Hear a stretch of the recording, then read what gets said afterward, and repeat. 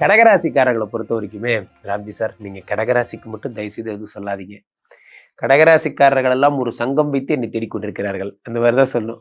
கடகராசிக்காரர்களை பொறுத்த வரைக்குமே இந்த டிசம்பர் 30க்குள்ள என்ன நடக்கும்? ராசியிலேயே குரு பகவான் 5, 7, 9 பார்க்கிறார்.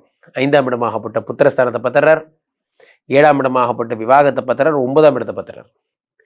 3 மங்களகரமான இடங்களை பார்க்கிறார். குரு பகவான் உடம்புல உட்கார்ந்து இருக்கிறது அத்தனை நல்ல விஷயம் நண்பர்களே. காரணம் என்னவென்றால், குரு பகவான் யாரு?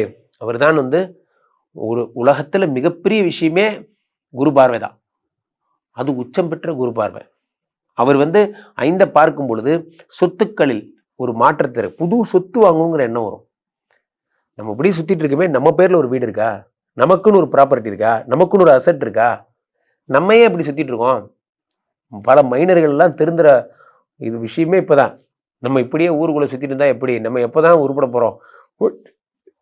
5ஆம் இடத்து சனி பகவான் உங்களுக்கு இதெல்லாம் உண்டாக்குறார்.